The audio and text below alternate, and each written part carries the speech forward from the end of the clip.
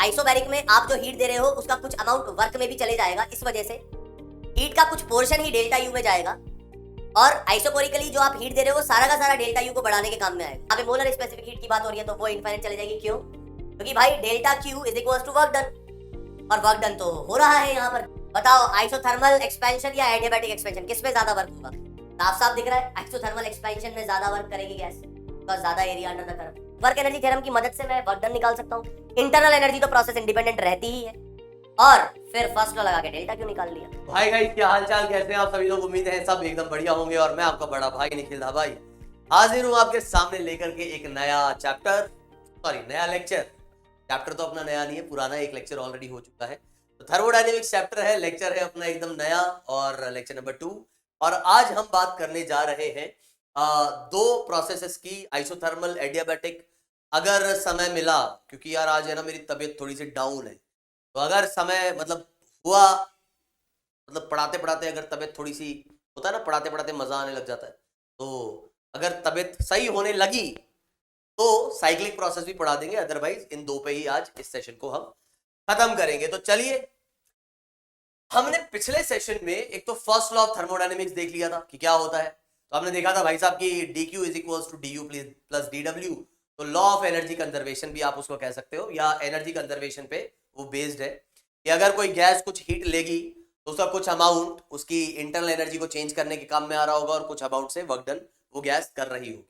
और केमिस्ट्री और फिजिक्स के अंदर इतना ही डिफरेंस है कि केमिस्ट्री में हम work done on the gas देखते हैं, और फिजिक्स में हम देखते हैं work done by the gas. इसलिए थोड़ा सा वहां पे डिफरेंस आ जाता है साइन का, है ना।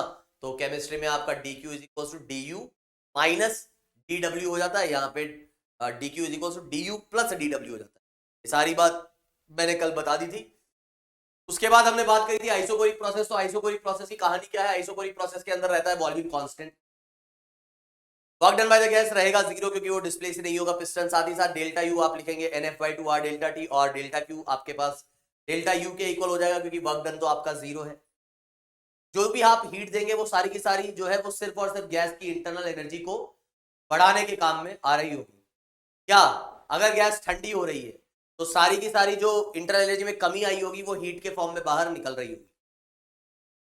यहां अगर आप देखते हैं तो डेल्टा क्यू की मदद से हम यहाँ पे CV जो कि molar specific heat at constant volume था वो निकाल लेते हैं, जो F/2R था। साथ ही साथ आइसोबैरिक, तो आइसोबैरिक के अंदर प्रेशर कांस्टेंट होगा, volume is proportional to temperature, work done by the gases P delta V, या फिर आप कह सकते हैं NR delta T। Delta U आपका यही रहेगा, लेकिन F/2R की वैल्यू क्योंकि अभी CV हो चुकी है, F/2R को आप CV भी कह सकते हो, तो यहाँ पर भी आप CV इधर लिख सकते हो। तो कई लोग कंफ्यूज हो रहे होंगे शायद, जो आज पहली बार पढ़ रहे हो, सर ऐसा कैसे हो सकता है, डेल्टा यू को आपने NCV डेल्टा टी कैसे लिख दिया? ये तो कांस्टेंट प्रेशर है, तो कांस्टेंट वॉल्यूम कहां से आ गई? तो भाई मैं डेल्टा क्यू को नहीं लिख रहा हूं NCV डेल्टा टी, ये तो डेल्टा यू को मैंने लिखा है। तो F/2R की वैल्यू CV होती है, तो क्या दिक्कत है, लिख दो। बट सर प्रोसेस आइसोबैरिक है, तो उससे क्या फर्क पड़ता है? प्रोसेस भले ही आइसोथर्मल हो, क्वेश्चन में तुम्हें दे रखा है कि प्रोसेस आइसोथर्मल, लेकिन वो पूछ रहा है कि बताओ what is the value of CV। का मतलब ये है कि अगर इसको आइसो कोरिकली इस गैस के साथ जो भी चेंजेस लाने थे वो लाए जाते, तो CV की वैल्यू क्या रहती? तो वो ये रहती। बाकी आप फर्स्ट लॉ लगा के डेल्टा क्यू निकाल सकते हो, जो कि आ जाएगा आपके पास डेल्टा यू प्लस डब्ल्यू, और इस हिसाब से आप डेल्टा क्यू की वैल्यू बड़े आसानी से निकाल सकते हो। और यहीं से आपको मिलता है CP जो कि है CV प्लस R, और यहां से आपको ये मेयर्स रिलेशन मिल जाता है, that is CP minus CV is equals to R, है ना। इसी से मेयर्स रिलेशन निकल जाएगा, जो कि है CP minus CV is equals to R। हालांकि ये थोड़ा सा अलग लिखा हुआ है, CV आ रखा है तो प्लस में लिखा हुआ है। और यहां से जैसा कि आपको दिख ही रहा है कि CP is greater then CV, तो ये क्या बता रहा है? ये बता रहा है कि अगर दो तरीके से आप हीट सप्लाई कर रहे हो गैस को, एक तो आइसोबैरिकली और एक आइसोकोरिकली, तो आइसोबैरिक में आप जो हीट दे रहे हो उसका कुछ अमाउंट वर्क में भी चले जाएगा, इस वजह से हीट का कुछ पोर्शन ही डेल्टा यू में जाएगा। और आइसोकोरिकली जो आप हीट दे रहे हो वो सारा का सारा डेल्टा यू को बढ़ाने के काम में आएगा। तो आइसोकोरिकली कम हीट से ज्यादा टेम्परेचर आपका राइज कर जाएगा, और आइसोबैरिकली में ऐसा नहीं होगा, आइसोबैरिक प्रोसेस में ऐसा नहीं होगा। सबसे इंपॉर्टेंट बात जो है यहां पर आइसोबैरिक के लिए वो ये कि प्रेशर कांस्टेंट है, ये पता कैसे चलेगा? इसी के लिए मैंने तुम्हें एक सवाल दिया था और इस सवाल को मैं ऑलरेडी सॉल्व करके यहाँ पे मैंने रखा हुआ है, थोड़ा सा टाइम बच जाए इधर। ठीक है, एक्चुअली असली बात बताता हूँ क्या हुई। असली बात ये हुई कि हम पढ़ा रहे थे, पढ़ाते पढ़ाते हमने कहाँ तक पहुंच गया था, मैं यहाँ तक, इस सवाल तक पहुंच गया था। मतलब 8 स्लाइड मैंने पढ़ा दी थी। ठीक है, और हमारे जो कैमरे भाई साहब है ना, कैमरे भाई साहब का है ना, मतलब बिल्कुल ही फोकस हिल हिला गया, ना जाने कैसे, है ना। अक्सर पता नहीं मेरे साथ ये चीजें क्यों हो जाती हैं। आज भी अपना लगभग कुछ 15-16 मिनट का लेक्चर खल्लास हो गया, तो हम दोबारा से रिकॉर्डिंग कर रहे हैं, है ना। ये मैंने ऑलरेडी, एक्चुअली ऐसा नहीं कि टाइम बचाने के लिए लिखा है, मैं कहा सच्ची बोल दो यार, हाँ वैसे इसमें टाइम बचाने के लिए मैं लिख रहा हूँ कि यार मुझे थोड़ा सा आलस आ रहा है, फिर अब यार दोबारा वही लिखना। मैंने कहा अब लिख ही दिया है तो यार स्लाइड को चलने दो। पता नहीं तुम मेरी बात समझे हो कि नहीं। ठीक, तो बढ़ते हैं हम आगे और बात करते हैं। तो ये सवाल, पहली बात, सवाल क्या दिया गया है ना। ये जो सवाल था, हो सकता है काफी लोगों को तो ये समझ ही नहीं आया हो, और अगर किसी को समझ में आ भी गया होगा तो फिर सॉल्व ही नहीं हुआ होगा, है ना। और बहुत ही कम लोग होंगे जिन्होंने ये सॉल्व किया होगा। तो सवाल पढ़ लेते हैं क्या है। पूरा consider a vertical tube open at both ends. Vertical मतलब यहाँ पे ग्रेविटी को कंसीडर करना है, ओपन है दोनों तरफ से। The tube consist of two parts of different cross section. आपको जैसा कि दिख रहा है, ये वाला एरिया अलग है, ये वाला एरिया अलग है, और इसमें दो पिस्टन लगे हुए, एक का एरिया A1 मास M1, एरिया A2 मास M2, और रस्सी से इनको जोड़ा हुआ है। The combined mass of the two piston is 5 kg. Area of cross section of the upper piston is a 10 centimeter square greater than that of lower piston. भाई साहब ये वाला एरिया 10 सेंटीमीटर स्क्वायर ज्यादा है, तो हमने यहाँ पर क्या कहा कि ऊपर वाले का एरिया अगर 1, नीचे वाले का एरिया अगर 2, तो A1 is equal to A2 plus 10 centimetre square, M1 plus M2 5 kg दिया हुआ है। और ये मैंने फर्स्ट लॉ ये लगाने के लिए कहा था कि ये इसलिए लिख दिया था कि भाई फर्स्ट लॉ आपका वैलिड होगा, है ना। भाई फर्स्ट लॉ तो हमेशा वैलिड होगा, हालांकि इस सवाल में फर्स्ट लॉ का कोई लेना देना नहीं है, लेकिन फर्स्ट लॉ आपका वैलिड रहेगा, ये तो ध्यान रखना। अच्छा, तो बात यहां पर यह है कि when the gas is heated slowly piston moves bye 50 centimetre. तो 50 सेंटीमीटर पिस्टन चलते हैं। अब ये ऊपर चलते हैं कि नीचे, वो हमको नहीं पता, वो हमको देखना पड़ेगा।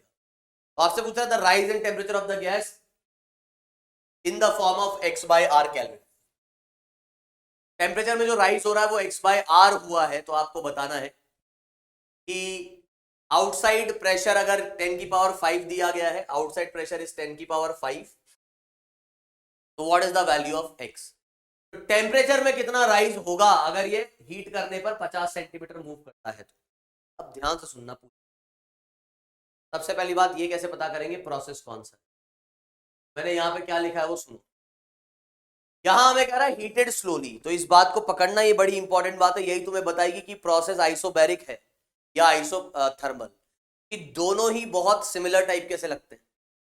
आइसोबैरिक और आइसोथर्मल दोनों ही बहुत सिमिलर टाइप के लगते हैं फिजिक्स में। केमिस्ट्री में तो खैर तुम हर में अलग अलग पढ़ते हो, रिवर्सिबल इरिवर्सिबल, है ना, तो वहां पे तो थोड़ा और डिटेल में बात आ जाती है। लेकिन यहाँ पे आइसोबैरिक और आइसोथर्मल दोनों लगभग लगभग सेम टाइप के लगते हैं। तो ध्यान से सुनना पूरी कहानी, क्या कह रहा हूं मैं कह रहा हूं कि अगर ये स्लोली मूव कर रहा है, कि उसको हीट स्लोली कर रहे हैं हम, स्लोली मूव कर रहा है मतलब पिस्टन हर मोमेंट पे ऐसा लगेगा जैसे कि रुका हुआ है, और हर मोमेंट पे अगर वो ऐसा लग रहा है कि रुका हुआ है, इसका मतलब उसका एक्सेलरेशन 0 है। और अगर उसका एक्सेलरेशन 0 है, इसका मतलब उस पर नेट फोर्स कितना लग रहा होगा, 0। Force is always balanced. चलो देखते हैं क्या क्या फोर्सेस लग रहे हैं पिस्टन। दोनों पिस्टन को मैं साथ लेके चल रहा हूं। एटमॉस्फेरिक प्रेशर ऊपर वाले पिस्टन पे नीचे फोर्स लगा रहा होगा, नीचे वाले पिस्टन पे ऊपर की ओर धक्का लगा रहा होगा। गैस जो है वो ऊपर वाले पिस्टन पे ऊपर धक्का लगा रही होगी और नीचे वाले पिस्टन पे नीचे धक्का लगा रही होगी, और इनका mg लग रहा होगा नीचे। तो कुल मिला के जो अपना फोर्स है वो बैलेंस्ड है। नीचे लगने वाले फोर्स इज इक्वल्स टू ऊपर लगने वाले फोर्स। तो सबसे पहला फोर्स mg, मैंने लिख दिया mg, ये नीचे लग रहा है।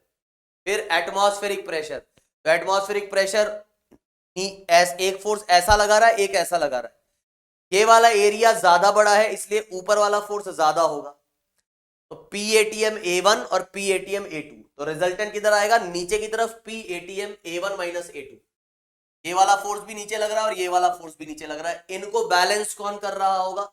इनको बैलेंस कर रहा होगा गैस का जो फोर्स है, एक ऊपर और एक नीचे। गैस ऊपर फोर्स लगा रही है P गैस A1 और नीचे लगा रही है P gas A2। Net force है अपवर्ड कितना? Gas A1 minus A2। अब सुनो, क्या ये चीज कांस्टेंट है? अच्छा, पहली बात, क्या हमेशा ये एक्सप्रेशन वैलिड रहेगा? हाँ। क्यों? क्योंकि नेट फोर्स 0 है, इस वजह से ये कांस्टेंट है। ये PATM चेंज नहीं हो सकता, A1 और A2 भी चेंज नहीं हो सकता। तो अगर ना ये चेंज हो सकता, ना ये चेंज हो सकता, ना ये चेंज हो सकता, और ये एक्सप्रेशन हमेशा वैलिड है, तो इसका मतलब ये भी आपका क्या हो गया? कांस्टेंट। इस तरीके से आपको पता लगेगा आइसोबैरिक प्रोसेस के बारे में। तो ये बात लिख लो, जो तुम्हारी मातृभाषा उसमें लिख लो, है जैसे हिंदी, पंजाबी, राजस्थानी, मराठी, जो भी है तुम्हारी, है साउथ इंडियन है तो साउथ इंडियन की समझ में अच्छे से। क्या कि प्रेशर आपका कांस्टेंट या आइसोबैरिक प्रोसेस कैसे पता लगेगा हमको? यदि ऐसा दिया गया है स्लोली हीट किया जा रहा है, और स्लोली हीट किया जा रहा है और आपको कुछ इस तरीके से चीजें दिख रही है, ठीक है, तो बाकी कोई चीज आपकी कांस्टेंट, मतलब बाकी सब चीजें कांस्टेंट है, तो इसको भी कांस्टेंट होना पड़ेगा, इसको भी कांस्टेंट होना पड़ेगा। देखो, हो सकता है यहां कुछ ऐसा हो जाता है, याद करो कल एक सवाल किया था मैंने, उसमें स्प्रिंग लगा दिया था, वहां पर भी उसको स्लोली हीट कर रहे थे, वहां भी पिस्टन स्लो मूव कर रहा था, लेकिन स्प्रिंग के होने की वजह से एक वेरिएबल फोर्स लगने लग गया था kx। तो अगर एक और फोर्स आ जाता kx स्प्रिंग का, इसके वेरिएबल होने की वजह से प्रेशर को भी वेरिएबल होना पड़ता। बड़े कंफ्यूजिंग है ये चीज, अगर कोई समझ के रट लेगा तो जरूर गलत करेगा, समझेगा तो गलत नहीं करेगा। इसी के अंदर अगर मैं इस पिस्टन को एक स्प्रिंग से जोड़ देता ना, तो दिक्कत हो जाती, क्योंकि फिर जो फोर्स लगता वो आपका वेरिएबल फोर्स जाता, और एक चीज अगर वेरी कर रही है तो दूसरी चीज भी फिर अपने आप वेरी करेगी। यहां क्योंकि बाकी चीजें वेरी नहीं कर रही है, कांस्टेंट है, तो इसको भी कांस्टेंट होना पड़ेगा, इसलिए ये आइसोबैरिक है, ध्यान रखना।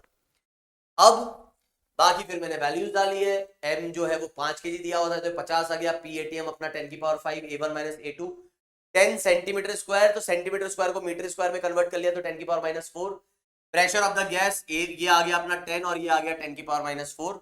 यहां से सॉल्व किया तो भाई ये 10⁻³ आ गया, ये 50, 10⁻6 10⁻⁴, तो 10⁻2 मतलब 100, 100 प्लस 50 150, और ये इधर जाएगा 10⁻3, ये आ जाएगा 1.5 into 10⁵ newton per metre square. This is the pressure of the gas. अब प्रोसेस आपका आइसोबैरिक है, तो PV is equals to NRT, तो V को आप लिख सकते हो NR by P into T. Delta V is equals to NR by P into delta T. Delta V कैसे निकालेंगे? क्योंकि मुझे इस सवाल में निकालना था डेल्टा T, तो डेल्टा T अगर निकालना है तो डेल्टा V पता होना चाहिए। तो डेल्टा V पता करने के लिए हमको क्या दिया गया है? पिस्टन डिस्प्लेस होता है 50 सेंटीमीटर। अब ध्यान से सुनना, यहां पर आप स्लोली इसे हीट कर रहे हो, तो हीट करने पर टेम्परेचर बढ़ेगा, आइसोबैरिक है, ये पता लग गया ना आपको आइसोबैरिक है। और आइसोबैरिक में अगर आप हीट देते हो तो टेम्परेचर बढ़ेगा ही बढ़ेगा, क्योंकि C आपका पॉजिटिव है, तो यहां पर टेम्परेचर बढ़ेगा, और टेम्परेचर बढ़ेगा तो वॉल्यूम भी बढ़ेगा। तो वॉल्यूम तभी बढ़ सकता है जब ये ऊपर मूव हो। क्यों? क्योंकि अगर ये x डिस्टेंस ऊपर मूव होता है तो इतनी वॉल्यूम बढ़ जाती है, तो ये भी x डिस्टेंस ऊपर मूव होगा तो इतनी वॉल्यूम कम हो जाएगी। कितनी वॉल्यूम बढ़ी? A1 इंटू एक्स, और कम कितनी हुई? A2 into x. A1x minus A2x। x कितना था? 50 सेंटीमीटर, उसको मीटर में कन्वर्ट कर लिया, तो ये आ गया A1 minus A2 into delta V की वैल्यू हमने पटक दी यहां पर। A1 minus A2 is 10 centimetre square, तो ये 10⁻⁴। 50 सेंटीमीटर को मीटर में कन्वर्ट कर लिया, तो ये 0.5 आ जाएगा। और यहां से आपके पास जो है ये कुछ वैल्यू, वैसे हमको इन टर्म्स ऑफ R निकालना था, चलो तो ये मैं सॉल्व करके बता ना। ये अपने पास आया है 10 इंटू 10⁻⁻⁴, क्या आ जा रहा है अपने पास? 0.5, ठीक है, क्या 0.5 लिखने, 5/10 ही लिख दे। क्या आ जा रहा है R, और ये आ जा रहा है अपने पास 1.5 इंटू 10 की पावर 5 और ये डेल्टा टी, तो 10 से ये 10 कट गया, ठीक है, इसको इधर ले आओ, तो ये आ जाएगा अपने पास कितना 1.5 इंटू 5 और 10 की पावर 5 और 10 की पावर -4, ये आ जाएगा अपने पास 10 की पावर 1 और इधर से आ जाएगा बाय आर और ये आएगा डेल्टा टी, ठीक है। तो इस पॉइंट से ये 10 हट जाएगा और ये आ जाएगा 75 बाय आर। तो हमसे कह रहा था कि भाई डेल्टा टी जो है ना वो आपका है x by R, delta T is x by R, what's the value of x, तो value of x is actually 75। ये जो इंटीजर टाइप क्वेश्चन आते हैं ना उस टाइप के सवाल कुछ इस तरीके से पूछे जाते हैं, इसलिए इस टाइप से इसको मैंने दी। क्लियर, तो ये आपका जो है आंसर आ जाएगा। बढ़ते हैं आगे। देखो ध्यान रखना, कई बार बताऊं ऐसे सवालों में क्या गड़बड़ हो जाती है, जल्दबाजी में आपको क्या निकालना था, आपको ध्यान नहीं रहेगा, अच्छा डेल्टा टी निकालना है, आप आगे देखे ही नहीं हो ये बात, या भूल गए हो सवाल करते करते delta T is x by R, so find the value of x। कोई जल्दबाजी में ये कर सकता है कि डेल्टा टी की वैल्यू निकाल लेगा जो 9 आ जाएगी, उसको ये ध्यान रखा यार डेल्टा टी निकालना था, सवाल में कुछ अलग तरीके से पूछा, delta T is x by R, so find the value of x।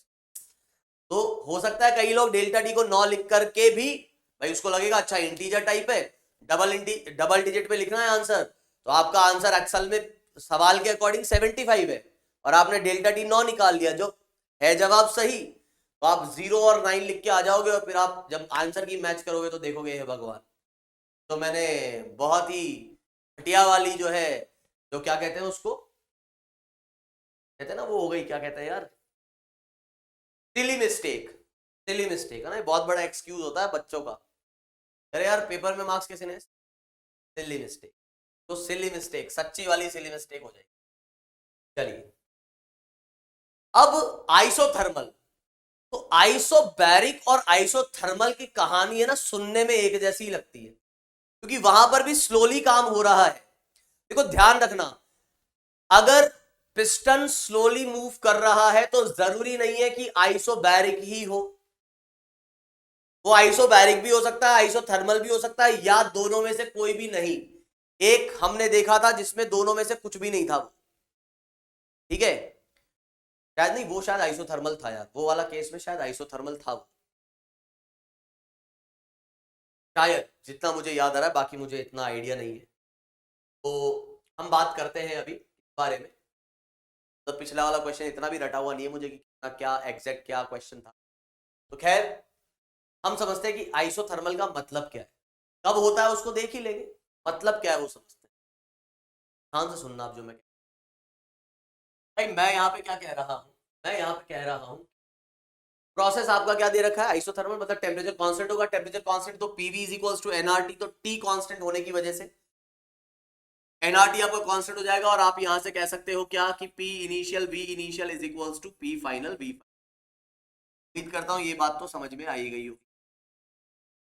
तो ये PV is equals to constant, तो वॉल्यूम को बढ़ाने पर प्रेशर होगा कम, तो कर्व आपका कुछ इस टाइप का दिखेगा आपको, कि वॉल्यूम जब आप बढ़ा रहे हो तो प्रेशर कम होते जा रहा है, वॉल्यूम कम कर रहे हो तो प्रेशर बढ़ रहा है, तो इसको बोलते हैं हम रेक्टेंगुलर हाइपरबोला। ये जो शेप आता है ना X Y is equals to constant वाले कर्व का, तो हम बोलते हैं रेक्टेंगुलर हाइपरबोला। मैथ्स में तुम पढ़ोगे ही पढ़ोगे, X Y is equals to constant. इसका अगर तुमने डिफरेंशिएशन किया तो डी पी वी और डी कांस्टेंट, तो कांस्टेंट का डिफरेंशिएशन 0, पी को एक बार कांस्टेंट लिया, वी का डिफरेंशिएशन डीवी, पी को एक बार कांस्टेंट माना, पी का डिफरेंशिएशन डीपी, और डीपी बाय डीवी आ जाएगा माइनस का पी बाय। ये जो माइनस का पी बाय वी आ रहा है, स्लोप आ रहा है, जो आपको साफ साफ दिखा रहा है कि ना प्रेशर नेगेटिव हो सकता ना ही वॉल्यूम, तो दोनों पॉजिटिव रहेंगे, तो यहाँ पे स्लोप आ रहा है नेगेटिव, दिख भी रहा है यहाँ पे कि slope is always negative, tangent is making an obtuse angle, है ना। अब मैग्नीट्यूड की बात की जाए तो आपको पता ही है कि वॉल्यूम को बढ़ाने पर प्रेशर कम हो रहा है, तो यहां देखें जरा, वॉल्यूम को बढ़ाने पर डीपी बाय डीवी के मैग्नीट्यूड पे क्या असर हो रहा है, वॉल्यूम बढ़ाऊंगा जो कि डिनोमिनेटर में है, और वॉल्यूम बढ़ाने पर प्रेशर कम होता है, तो न्यूमरेटर कम हो रहा है और डिनोमिनेटर बढ़ रहा है, तो वॉल्यूम बढ़ाने पर डिनोमिनेटर बढ़ रहा है और न्यूमरेटर कम हो रहा है, दोनों ही मिलकर डीपी बाय डीवी के मैग्नीट्यूड को कम करेंगे, जो समझ में भी आ रहा है कि स्लोप का इंक्लिनेशन जो है वो कम होता जा रहा है, ठीक है। अब हम बात करने जा रहे हैं work done by gas. Work done by gas, क्योंकि यहाँ पे प्रेशर आपका वेरिएबल है तो आप पी डेल्टा भी नहीं लिख सकते, आपको लिखना पड़ेगा इंटीग्रेशन ऑफ पीडी, P की वैल्यू मैंने लिख दी है nRT/V, और क्योंकि nRT आपका कांस्टेंट है बाहर आ गया, 1/v का इंटीग्रेशन आ जाएगा ln v, लिमिट लग जाएगी v इनिशियल से v फाइनल। आपने एक बार डाली अपर लिमिट, एक बार डाली लोअर लिमिट, तो ये आ जाएगा ln v final minus ln v initial, जो कि log m minus log n, जो कि log m अपॉन n होता है, तो ये आ जाएगा ln final upon v initial. तो ये वर्क डन बाय गैस आ गया। ये ln मतलब नेचुरल लॉग है, बेस इसका एक्सपोनेंट है, e है। बेस 10, अगर बेस को 10 में कन्वर्ट करोगे तो आपको एक अलग से 2.303 यहाँ पे लगाना पड़ेगा। तो work done by gas is 2.303 nRT ln base 10 v final by v initial. अब किसी को लगता है कि सर यहाँ पे ये जो रिजल्ट आ रहा है ये नेगेटिव पॉजिटिव अलग से साइन बताना पड़ेगा क्या हमको? मैंने कहा नेगेटिव पॉजिटिव से क्या मतलब है भाई तुम्हारा? बोले सर मतलब बस इतना सा है कि जैसे हम जानते हैं कि एक्सपेंशन के दौरान जो है गैस का वर्क जो है वो पॉजिटिव आता है और कंप्रेशन के दौरान वो नेगेटिव आता है। क्या हमें अलग से वो साइन लगाने पड़ेंगे? बिल्कुल नहीं। अब देख लो, जब अगर गैस एक्सपैंड करती है तो आप भी जानते हो कि फाइनल वॉल्यूम ज्यादा बड़ा होगा इनिशियल से, तो ये वैल्यू 1 से बड़ी आएगी, और अगर ये वैल्यू 1 से बड़ी आएगी तो ये वैल्यू पॉजिटिव आएगी। तो एक्सपेंशन में आपका वर्क पॉजिटिव आ रहा है। साथ ही साथ अगर मैं कहता हूं कि भाई ये कंप्रेस हो रही है गैस, तो फाइनल वॉल्यूम कम होगा, तो ये वैल्यू 1 से छोटी आएगी। 1 से छोटी आना मतलब ये वैल्यू नेगेटिव आ जाना। लॉग के अंदर 1 से छोटी वैल्यू मतलब नेगेटिव रिजल्ट आएगा, work done by gas negative आ जाएगा। तो अपने आप आपको देखने को मिलता है यहाँ पे कब पॉजिटिव कब नेगेटिव। साथ ही साथ इसको एक और तरीके से याद रख सकते हो, क्योंकि आप जानते हो P initial V initial is equals to P final V final, तो यहाँ पर V final upon V initial की वैल्यू आ जाएगी P initial upon P final. यहाँ मैं V final upon V initial की जगह P initial upon P final भी लिख सकता हूँ। इस फॉर्म में भी रिजल्ट कई लोग याद रखते हैं, बाकी वो याद रखने की जरूरत नहीं है। डेल्टा यू की बात की जाए तो टेम्परेचर कांस्टेंट है, तो डेल्टा टी उसमें चेंज क्या आएगा? 0, तो that's why change in internal energy is 0। तो ऐसा नहीं कि सिर्फ इनिशियल और फाइनल टेम्परेचर ही सेम है, throughout the process temperature is not changing. तो even for a small change, बात का अगर एक छोटा सा पोर्शन देखोगे तो उसमें भी change in internal energy is 0। और dq is equals to du plus dw, या delta q is equals to delta u plus w। तो डेल्टा u 0 होने की वजह से q किसके इक्वल आ गया? वर्क डन के इक्वल आ गया, वर्क डन बाय गैस के इक्वल, और वो इस तरीके से लिख दिया जाएगा। और एक इंपॉर्टेंट बात जो कि कैलोरीमेट्री में मैंने समझाई थी कि जब भी प्रोसेस आइसोथर्मल होगा तो स्पेसिफिक हीट आपकी जाएगी कितनी? इनफाइनाइट। यहाँ पे मोलर स्पेसिफिक हीट की बात हो रही है तो वो इनफाइनाइट चली जाएगी। क्यों? क्योंकि भाई delta Q is equal to work done, और वर्क डन तो हो रहा है, यहाँ पर गैस तो वर्क कर रही है, पॉजिटिव भी कर सकती है वो नेगेटिव भी कर सकती है। तो अगर आप एक्सपेंशन की बात कर रहे हैं तो एक्सपेंशन के दौरान आप जान रहे हो कि यार टेम्परेचर में तो कोई चेंज आ नहीं रहा, एक्सपेंशन के दौरान टेम्परेचर में कोई चेंज आ नहीं रहा, गैस जो है वो पॉजिटिव वर्क कर रही है, तो आपका सी कैसा आ जाएगा? सम पॉजिटिव क्वांटिटी अपॉन 0, जो कि आ जाएगा प्लस इनफाइनाइट।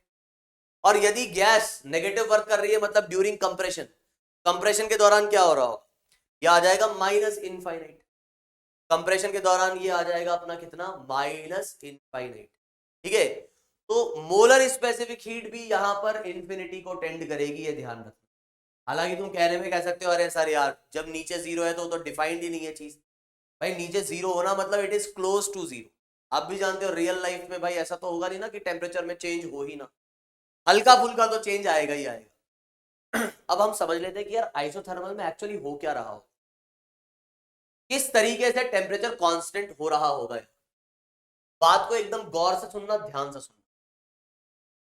मैं यदि कहता हूं कि मान लो ये कंटेनर है, ठीक है, और ये अपना पिस्टन है, एकदम ध्यान से सुनना। मान लो पहले मैंने ये कह दिया कि ये जो कंटेनर है या ये जो सिलेंडर है ये नॉन कंडक्टिंग है। कैसा है? नॉन कंडक्टिंग, मतलब हीट एक्सचेंज हो ही नहीं सकता। ठीक है सर, हीट एक्सचेंज नहीं। तो मैंने कहा मैं कुछ फोर्स लगा रहा हूं इस डायरेक्शन में, तो बताओ मैं कैसा वर्क कर रहा हूं। सर अगर आप ऐसा फोर्स लगा रहे हो डेफिनेटली आप कुछ पॉजिटिव वर्क कर रहे होंगे, है ना? ठीक है, सही बात है, मैं कुछ पॉजिटिव वर्क कर रहा हूं यहाँ। अच्छा, मैं कह रहा हूं कि मैंने कुछ फोर्स ऐसे लगाया ये जो है वो उधर मूव कर रहा है, ठीक, ये उधर मूव कर रहा है। अब बात ये है, अगर मैं इसको कुछ ऐसा मूव करवाता हूं कि ये मूव तो उधर करे, मतलब ये पिस्टन जो है वो डिस्प्लेस ऐसा हो रहा, इसका डिस्प्लेसमेंट ऐसा ही है, लेकिन ये जो डिस्प्लेसमेंट है, चलो पहले मैं ऐसी, चलो इसको अभी सब भूल जाओ जो मैंने कहा फोर्स की बात, एक बार दोबारा से ढंग से रिपीट कर, दोबारा से सुनो जो मैं कह रहा हूं अभी, तो भूल जाओ वो जो मैंने फोर्स लगाया था, ठीक है। दोबारा से शुरू करते हैं और इजी तरीके से समझाते हैं। मैंने कहा मान लो ये एक्सपैंड हो रहा है, अब तुम बोलोगे सर एक्सपैंड कैसे हो रहा होगा, मैंने कहा हो रहा है यार, किसी वजह से हो रहा है, ठीक है सर, लेकिन कैसा एक्सपेंशन हो रहा है, स्लो एक्सपेंशन। कैसा एक्सपेंशन हो रहा है, स्लो एक्सपेंशन हो रहा है, ये ध्यान रखना सर, स्लो एक्सपेंशन हो रहा है। मैंने कहा मुझे बताओ यार वर्क डन बाय गैस क्या होगा, एक्सटर्नल एजेंट को मारो गोली, तो ये बताओ वर्क डन बाय गैस क्या होगा। Sir work done by gas, work done by gas, बोले सर वो तो पॉजिटिव होगा, पक्की बात, बोले हाँ पॉजिटिव होगा, नो डाउट। अच्छा, तो अगर मैं फर्स्ट लॉ की बात करता हूं तो dq is equals to du plus dw, तो आपका dq तो मैंने ये मान लिया कि जीरो है, क्योंकि ये चारों तरफ से कैसा था, नॉन कंडक्टिंग। तो अगर गैस आपका पॉजिटिव वर्क कर रही है और ये चीज जीरो है, तो अगर आप हीट को एक्सचेंज नहीं होने देते हो, गैस के पॉजिटिव वर्क होने की वजह से डेल्टा यू आपका नेगेटिव हो जाएगा और टेम्परेचर जो है वो कम होने लगेगा। क्या ये बात समझ में आती है कि अगर ये नॉन कंडक्टिंग होता तो गैस के पॉजिटिव वर्क करने की वजह से इंटरनल एनर्जी में कमी आती और टेम्परेचर गिरता, मतलब गैस ठंडी होती। क्लियर? लेकिन ये कब होता, जब वो था नॉन कंडक्टिंग। अब सुनना बात, मैंने कहा कि मान लो अब ये नॉन कंडक्टिंग नहीं, सर नॉन कंडक्टिंग नहीं है, मैंने कहा कंडक्टिंग है। सर बोले कौन सा हिस्सा कंडक्टिंग है, मैंने कहा कोई भी एक हिस्सा कंडक्टिंग है, या तो ये वॉल या ये वॉल या पूरा कंटेनर कंडक्टिंग है इस बार। तो आप जानते हो कि अगर एक्सपैंड होने से टेम्परेचर गिरना चाह रहा है तो उस टेम्परेचर की बात अगर करेंगे हम, तो मान लो पहले ये टी नॉट था और अभी भी ये टी नॉट है, आपने थोड़ा सा वर्क किया और वो थोड़ा सा वर्क करने की वजह से मान लो हीट एक्सचेंज अगर नहीं होता है तो टेम्परेचर थोड़ा सा कम हो गया, तरीके से मुझे इसको T प्लस डी टी लिखना चाहिए क्योंकि डी एक नेगेटिव क्वांटिटी होगी, तो आपका टेम्परेचर थोड़ा सा कम हो गया। फिर भी मैं जानता हूं कि तुम लोग कंफ्यूज हो गए, इसलिए मैं गलत कन्वेंशन यूज कर रहा हूं, तरीके से मुझे T not plus D T लिखना चाहिए क्योंकि डी टी नेगेटिव होगा, फिर भी मैं तुमको समझ में आया इसलिए T not minus D T लिख रहा हूं। तो मैंने कहा थोड़ा सा इसको एक्सपैंड किया, उसकी वजह से टेम्परेचर में थोड़ी सी कमी आई। अब वो थोड़ी सी कमी को कैसे पूरा किया जा सकता है, सराउंडिंग से हीट मिलेगी इसको कुछ dq, वो हीट इसको मिलेगी और जो टेम्परेचर में कमी आई थी वो वापस से उसकी पूर्ति हो जाएगी और टेम्परेचर वापस टी नॉट पे आ जाएगा। अब अगर आप स्टेप बाय स्टेप यही करते रहे, अब थोड़ा सा इसको डिस्प्लेस करें और उस थोड़े से डिस्प्लेसमेंट में टेम्परेचर में थोड़ी सी कमी आए, फिर आप भरपूर टाइम दे रहे हैं कि वो हीट को एक्सचेंज कर ले, हीट एक्सचेंज करे सराउंडिंग से, और जो टेम्परेचर में कमी आई थी वो वापस टी नॉट पे मेंटेन हो जाए, फिर थोड़ा सा उसको एक्सपैंड करें। तो ऐसे थोड़ा थोड़ा थोड़ा थोड़ा करके आप पूरी गैस को एक्सपैंड कर रहे हो। लेकिन अब आपसे पूछा जाए यार टेम्परेचर के बारे में क्या कहोगे, तो तुम कहोगे सर टेम्परेचर है ना टी नॉट रहता है लगभग लगभग, वो थोड़ा सा T not minus D T जाता है, वो डी टी बहुत ही कम वैल्यू है, तो लगभग लगभग हमारा टेम्परेचर कांस्टेंट ही रहा थ्रू आउट द वॉल्यूम। तो इस तरीके से आप आइसोथर्मली एक्सपैंड कर सकते हो, इस तरीके से आप क्या कर सकते हो, आइसोथर्मली एक्सपैंड। तो एक्सपेंशन कैसा होना चाहिए, स्लो। एक्सपेंशन कैसा होना चाहिए यहां पर, स्लो। अब अगर तुम आइसोबैरिक में जाओगे तो वहां पर भी ऐसी ही कहानी थी, वहां पर भी स्लोली ही बात हो रही थी, लेकिन वहां हम अलग से हीट देते थे। यहां क्या हो रहा है कि आप गैस को एक्सपैंड होने दे रहे हो लेकिन स्लोली एक्सपैंड होने दे रहे हो, तो इसमें क्या हो रहा है कि वो हीट सराउंडिंग से ले रहा है, किसी और अदर सोर्स से नहीं, सराउंडिंग से ही वो हीट लिए जा रहा है। तो अब आपको ये समझना होगा कि अगर पिस्टन स्लोली मूव करता है तो गैस तो क्या करेगी भाई, धक्का मार के इसको ऊपर लेके जाना चाहिए।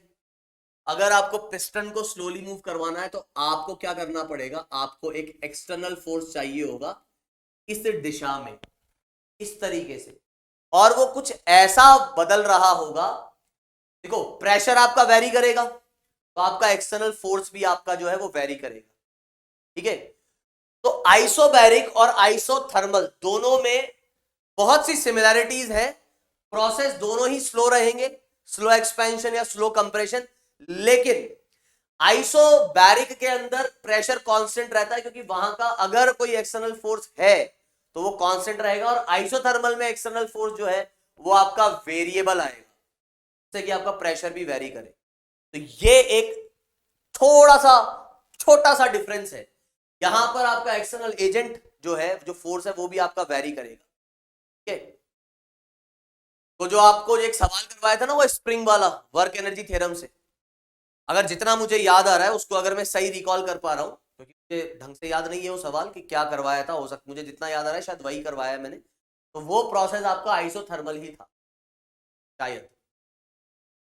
नहीं नहीं, वो आइसोथर्मल नहीं था यार, हाँ, तो देखना पड़ेगा मुझे, लेकिन ध्यान रखना आइसोथर्मल जो प्रोसेस रहेगा उसमें क्या होगा, उसमें भी आपको यह दिया होगा कि वॉल्स कंडक्टिंग है और पिस्टन बहुत स्लोली मूव कर रहा होगा, ठीक है। तो यहां पर आप क्या कहेंगे, इस तरीके से आप पता करेंगे कि वो आइसोथर्मल है कि नहीं। जैसे इस सवाल को देखो, क्या क्या कह रहा है, the cylinder shown in the figure has conducting walls, तो वॉल्स कंडक्टिंग बता दी गई है, and the temperature of the surrounding is T, piston is initially in equilibrium, तो पिस्टन जो है वो कैसा है, इनिशियली इक्विलिब्रियम में है। इनिशियली इक्विलिब्रियम में मतलब अंदर का जो प्रेशर होगा वो बाहर के प्रेशर के इक्वल ही होगा, ये इक्विलिब्रियम में, ये ना उधर जा रहा ना इधर जा रहा। अब the cylinder contains n moles of gas, now the piston is displaced slowly by an external agent to make the volume double of its initial value। तो आपको कह रहा है कि वॉल्यूम जो है ना उसको कितना कर दिया है हमने, डबल कर दिया है। V इनिशियल अगर V था, V फाइनल जो है वो 2V हो गया, और आपको इस वक्त नंबर ऑफ मोल्स R और टेम्परेचर जो है वो T दिया गया है ना। तो इनिशियली, अच्छा इनिशियली तुम बोलोगे सर टेम्परेचर तो बाहर का T है तो अंदर का T कैसे हो गया, क्योंकि कंडक्टिंग वॉल से और ये इक्विलिब्रियम में तो अंदर का टेम्परेचर भी T होगा। आपको ये समझना होगा कि इनिशियल टेम्परेचर T है, नंबर ऑफ मोल्स आपके N है, और R आपको दिया हुआ है, फाइनल वॉल्यूम भी आपको दिया गया, आपसे पूछ रहा है वर्क डन। तो ये प्रोसेस आपका आइसोथर्मल है।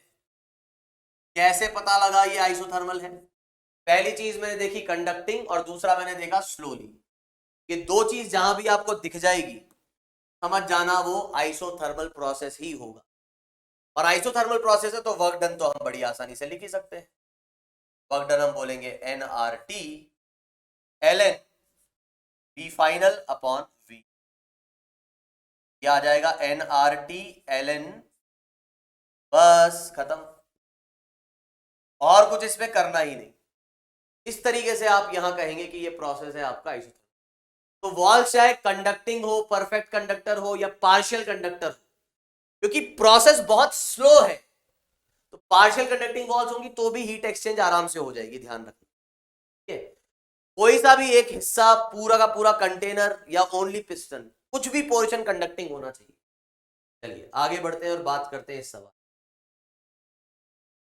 में कह रहा है कि ideal gas is taken through a process as shown in figure, तो यहाँ पे अपने को ये पीटी कर्व दिया हुआ है, ए से बी गए, बी से C। तो यहाँ कह रहा है in process A B work done on the system is positive. तो भाई देखो ए से बी आपका कैसा है, ये आइसोथर्मल है, ए से बी आपका आइसोथर्मल प्रोसेस है, और आइसोथर्मल प्रोसेस में अगर प्रेशर बढ़ रहा है तो वॉल्यूम कम हो रहा हो। आपको ये समझ में आना चाहिए कि ए से बी इज एक्चुअली आइसोथर्मल,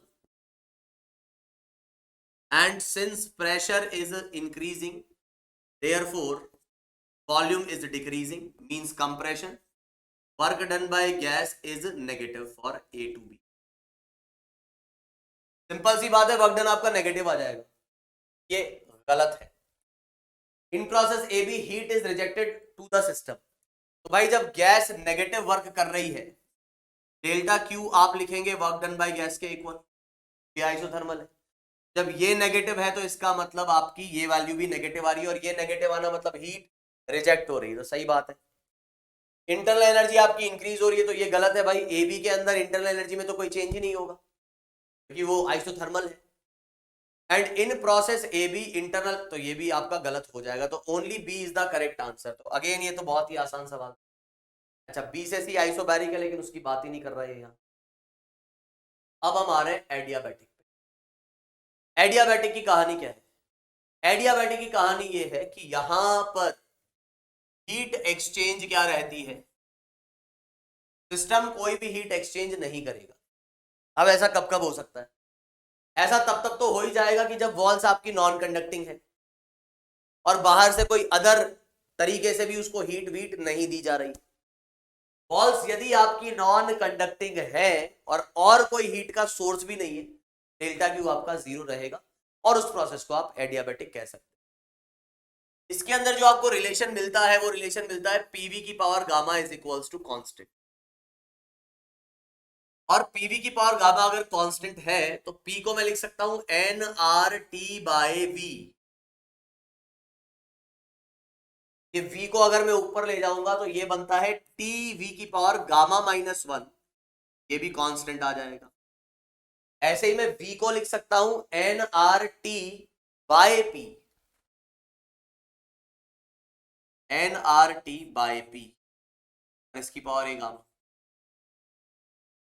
ठीक है, या इसको आप ऐसा भी लिख सकते हो कि p की पावर 1 बाय गामा और v is equals to constant, और v को मैंने क्या लिख दिया, v को मैंने लिख दिया N R T by P. p को आप जब इधर भेजोगे तो ये आ जाएगा आपके पास 1 - गामा बाय गामा, और t is equals to. Sir ये रिजल्ट आपको क्या याद नहीं है क्या? मैं कहा नहीं, मैं नहीं रखता याद, मैं बस इतना ही याद रखता हूं, इससे ये फटाक से आ जाएगा, ये भी फटाक से आ जाएगा, तो उसमें ज्यादा चिंता अपने को नहीं करनी। ठीक है, मैं तो भाई यही रिजल्ट याद रखता हूं, बाकी डिराइव करके उसको निकाल सकते हो, 2 सेकंड लगेगी, ज्यादा नहीं। पीवी की power gamma is equals to constant यहां पर रहता है। ये गामा क्या है? गामा को बोलते हैं हम एडियाबैटिक कांस्टेंट, और इसकी वैल्यू होती है 1 + 2/f। साफ दिख रहा है, जितना ज्यादा आपका डिग्री ऑफ फ्रीडम होगा उतना ही कम जो है वो गामा होगा। साथ ही साथ आपको यहां से ये तो दिख ही रहा है कि गामा जो है यहां पर वो ग्रेटर देन 1 है, ग्रेटर देन 1 है। तो डिग्री ऑफ फ्रीडम जैसे जैसे बढ़ेगा तो गामा कम होता जाएगा। इसका मतलब जिसका डिग्री ऑफ फ्रीडम सबसे कम उसका गामा सबसे ज्यादा। आप ये भी कह सकते हो कि मोनोएटॉमिक का डिग्री ऑफ फ्रीडम सबसे कम होता है, डायटोमिक का ज्यादा होता है, पॉली का और ज्यादा होता है, तो बातें हो जाएगी। तो डिग्री ऑफ फ्रीडम बढ़ाने से गामा की वैल्यू होगी कम। अब PV is equals to constant जो है इसकी हम बात कर लेते हैं थोड़ी सी। पीवी इज पीवी की power gamma is equals to constant, sorry, PV की power gamma is a constant quantity. इसको अगर हम देखें तो अगेन अगर मैं इसे डिफरेंशिएट करता हूं, डिफरेंशिएशन ऑफ पी वी की power gamma equals to differentiation of this constant, तो हम क्या कहेंगे? हम कहेंगे कि प्रेशर जो है उसको कांस्टेंट मान लीजिए और v की पावर गामा को डिफरेंशिएट कीजिए, प्लस v की पावर गामा को कांस्टेंट मान लीजिए और प्रेशर को डिफरेंशिएट, यही तो लिखेंगे, और इधर 0। इसका डिफरेंशिएशन क्या आ जाएगा? इसका डिफरेंशिएशन आ जाएगा गामा v गामा -1 और dv, और यह आ जाएगा v की पावर गामा और यह आ जाएगा dp इज इक्वल। सॉल्व करने पर v की पावर गामा कॉमन आके हट ही जा रहा है, यह आ जाएगा अपने पास gamma p by v dv is equals to dp। v की पावर गामा कॉमन आके हट गया, यहां से आपका जो रिजल्ट आएगा, सॉरी माइनस साइन आएगा, जो dp उधर ले जाऊंगा तो माइनस का हो जाएगा, ऐसा कर दो। ये dp बाई dv की जो वैल्यू आएगी वो आपको रटनी है, ये आएगी माइनस का गामा p बाई v। ये काम में आती है यार काफी बार, तो ये याद रखना है। dp by dv is minus का gamma p by v। Again ये पूरी की पूरी वैल्यू जो है आपकी नेगेटिव है, मतलब यहां पर भी स्लोप नेगेटिव आएगा। इसका भी अगर आप कर्व बनाने की कोशिश करोगे, पीवी कर्व जो है ना वो आपको एकदम आइसोथर्मल जैसा ही लगेगा दिखने में। तो क्यों? क्योंकि वॉल्यूम जब आप बढ़ा रहे हो तो प्रेशर कम हो रहा है, और साथ ही साथ slope is always negative. And again volume को बढ़ाने पर प्रेशर कम हो रहा है तो ये इसका मैग्नीट्यूड भी कम होता जाएगा, तो कर्व आपको ऐसा ही दिखेगा, नो डाउट। कर्व आपको ऐसा ही दिखेगा, आइसोथर्मल जैसा ही। तो जितने भी ऐसे चांद जैसे कर्व है, तो ऐसा नहीं तुम हर किसी को आइसोथर्मल या आइडियाबैटिक बोल दोगे। हर किसी को हम आइसोथर्मल या आइडियाबैटिक नहीं, ठीक है। अभी हम यहां पर बात कर लेते हैं, स्लोप कंपैरिजन यही देख।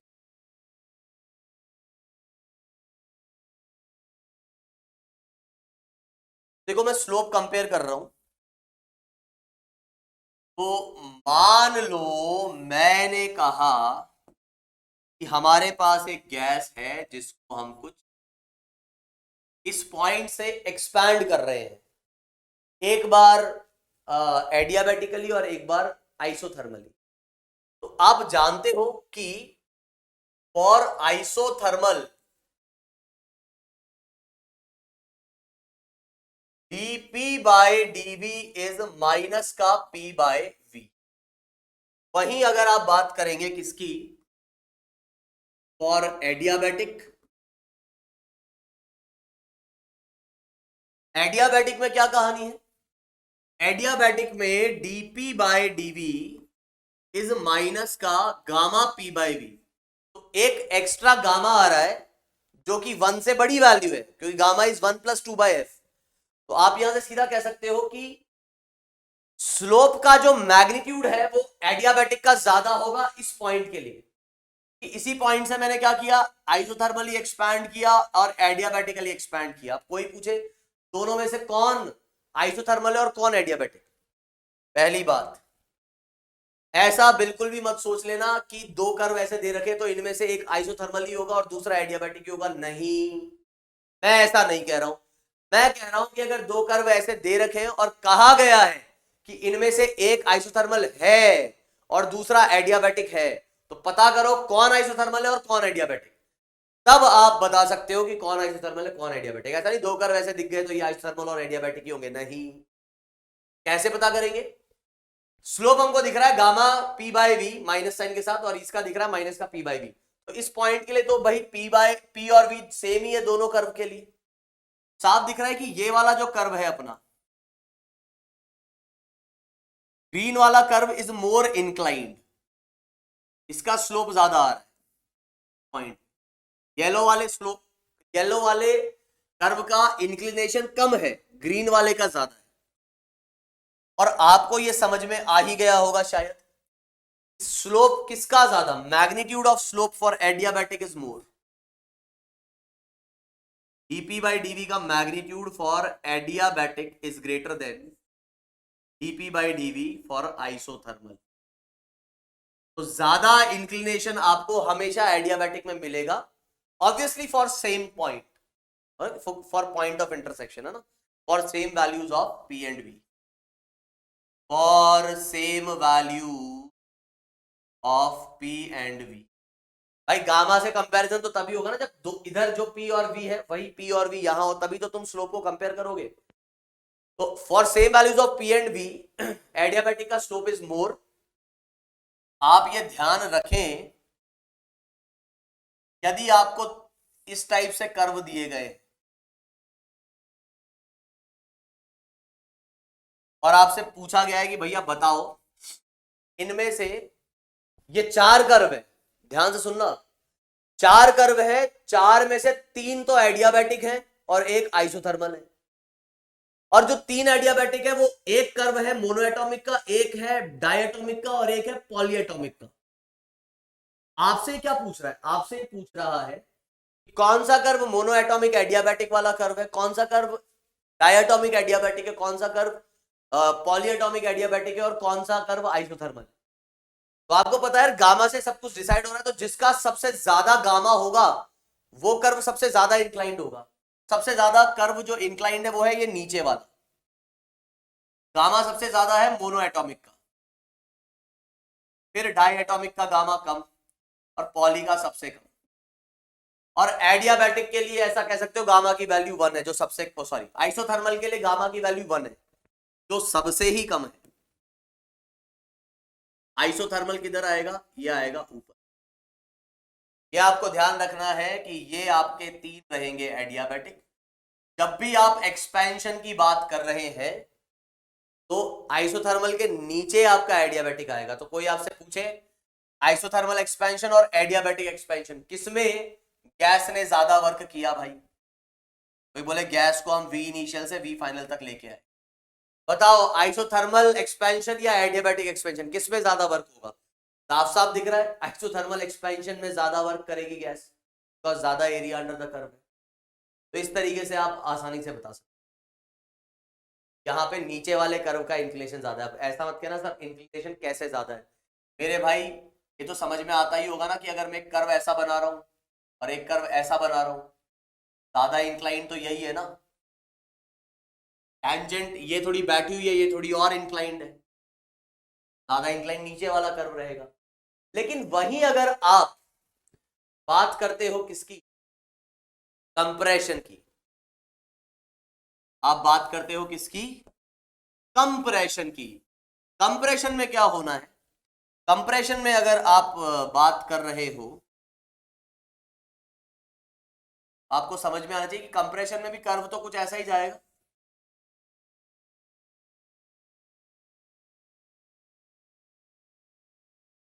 लेकिन इस बार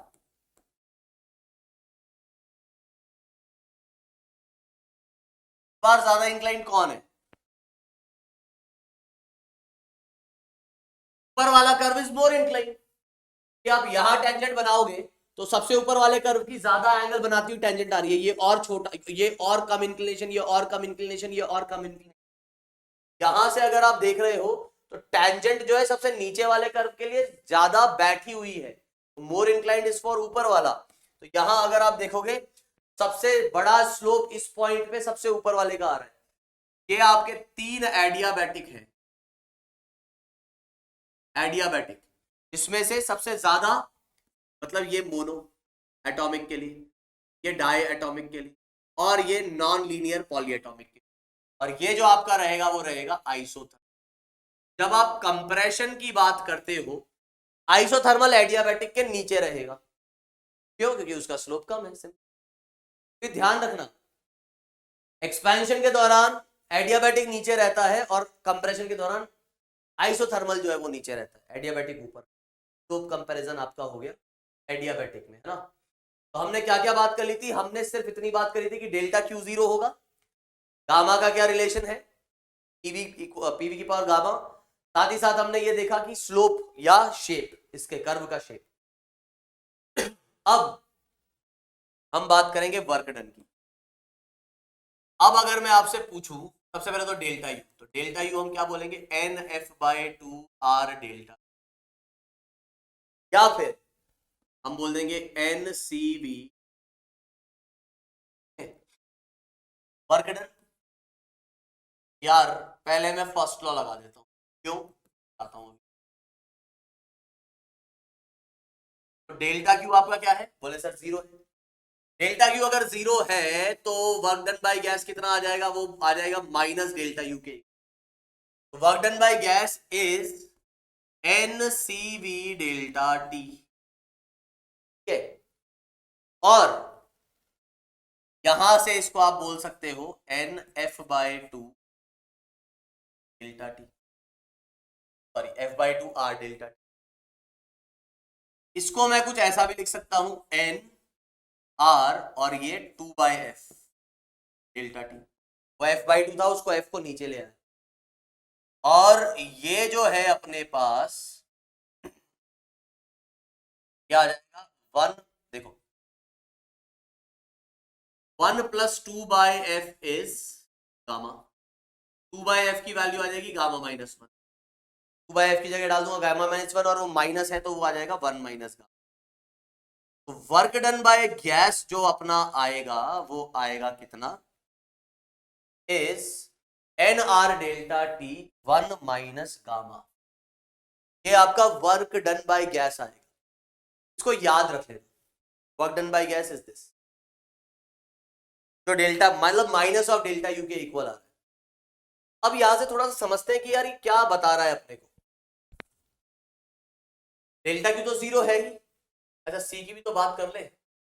जब डेल्टा क्यू अपना जीरो है तो एन सी डेल्टा टी, तो डेल्टा टी तो जीरो है नहीं, का मतलब सी कितना आ जाएगा, मोलर स्पेसिफिसिटी इस केस में होगी जीरो। ठीक है, तो हमको यहां से साफ साफ दिख रहा है कि work done by gas is minus of delta U, या फिर delta U is minus of work done by gas. तो अगर मान लो एक्सपेंशन हो रहा है, तो एक्सपेंशन में क्या होगा भाई, एक्सपेंशन यदि हो रहा होगा तो वर्क डन बाय गैस आपका आएगा पॉजिटिव, इसका मतलब डेल्टा यू आपका आ जाएगा नेगेटिव, मतलब टेम्परेचर डिक्रीज हो। तो ये ध्यान रखना, अगर एडियाबैटिकली एक्सपैंड हो रही है कोई चीज तो टेम्परेचर उसका गिरेगा, गैस ठंडी हो।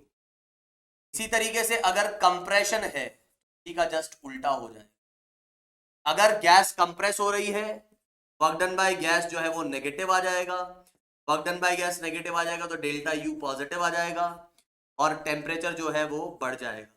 तो बिना हीट प्रोवाइड किए मैकेनिकल वर्क की मदद से हम यहाँ पे टेम्परेचर को बढ़ा सकते हैं। अब बात ये आती है, लेकिन पता कैसे चलेगा कि सर जी एडियाबैटिक है कि नहीं।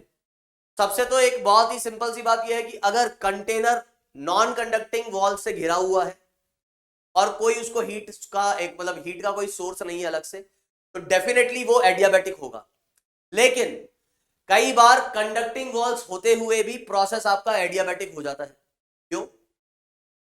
क्योंकि एडियाबैटिक प्रोसेस, देखो एडियाबैटिक होने का मतलब यह है कि हीट एक्सचेंज नहीं हो रही है, और मैं कह रहा हूं कि अगर वॉल्स कंडक्टिंग हुई तो भी आपका प्रोसेस एडियाबैटिक हो जाएगा। क्यों हो जाएगा? क्योंकि कई बार ऐसा होता है, अगर प्रोसेस आपका बड़ा फास्ट हो, मतलब सडनली वो एक्सपैंड हो जाए या सडनली वो कंप्रेस हो जाए, तो ये ध्यान रखना, सडन एक्सपेंशन या कंप्रेशन अगर ऐसा होता है तो हीट एक्सचेंज का टाइम ही नहीं मिल पाएगा। हीट को एक्सचेंज होने के लिए हमेशा टाइम की जरूरत होती है। जैसे मान लो अगर तुमने कैंडल लगा रखी है, उसमें आग जल रही है, तुम अपनी उंगली आराम से उस फ्लेम के अंदर से निकाल सकते हो। अगर क्विकली निकाल लोगे तुम्हें कुछ महसूस भी नहीं होगा कि तुमने आग के अंदर हाथ दे के बाहर निकले हो। क्विकली निकाल लो, जितना तुम स्लो जाओगे उतना ही तुम्हें आग जो है वो महसूस होगी। क्योंकि हीट जो है वो हमेशा एक्सचेंज होने में टाइम लगता है।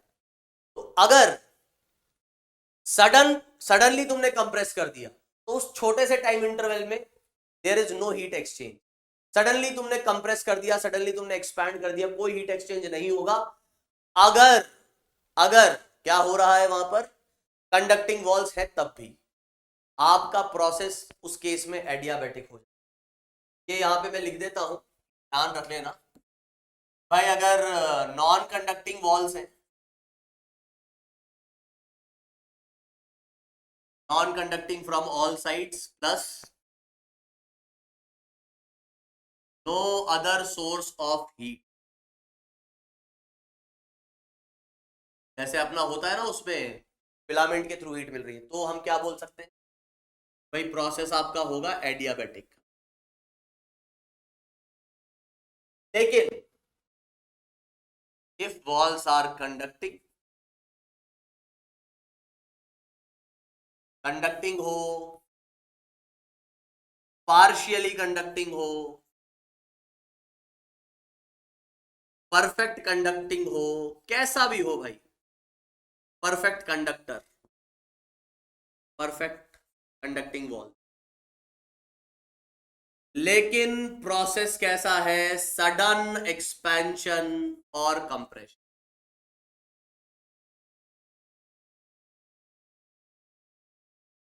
एक कंप्रेशन, तो भी आपका प्रोसेस एडियाबैटिक हो।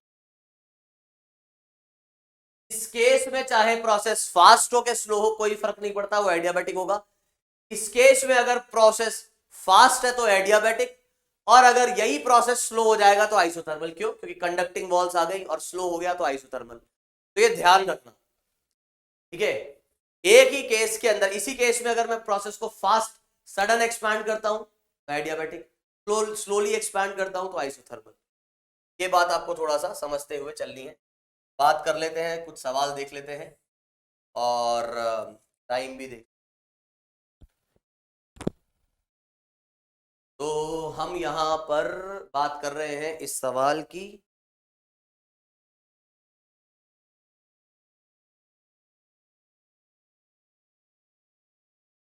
इस सवाल में क्या दिया गया है? Container having slightly conducting walls contains air. देखो बोल रहा है स्लाइट मतलब पार्शियली कंडक्टिंग वॉल्स है।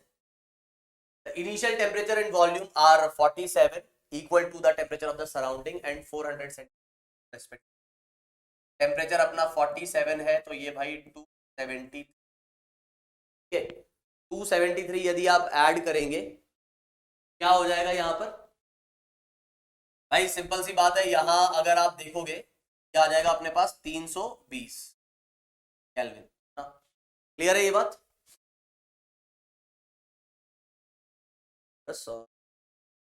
ये आ जाएगा अपने पास कितना?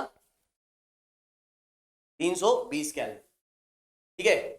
तो अब टेम्परेचर अगर अपने को दिया गया है इतना और वॉल्यूम अपने को दिया गया है 400 सेंटीमीटर क्यूब, इसको आप लिख सकते हो 400 और 10 की पावर -4 ओहो सेंटीमीटर क्यूब। तो ये आएगा 10 की पावर -6, 10 की पावर -2 उसका क्यूब तो -6 और मीटर क्यूब। ये आपकी वॉल्यूम हो गई, ये इनिशियल टेम्परेचर, ये वॉल्यूम। और आपसे कहा गया है find the rise in temperature of the gas if it is compressed to इतना। ये अपने को फाइनल वॉल्यूम इसका जस्ट आधा दिया गया। तो यार आपको ये समझना होगा, कंप्रेशन हुआ है तो एक तो कह रहा है शॉर्ट टाइम में और एक कह रहा है लॉन्ग टाइम में। तो शॉर्ट टाइम में जब होगा तो ये प्रोसेस आपका रहेगा एडियाबेटिक, और लॉन्ग टाइम में जब ये होगा तो ये होगा आपका आइसोथर्मल। बस इतना सा आपको यहां पर ध्यान रखना। शॉर्ट टाइम में होगा तो ये होगा आपका क्या? एडियाबेटिक, और वैसे ये होगा आइसोथर्मल, ठीक है।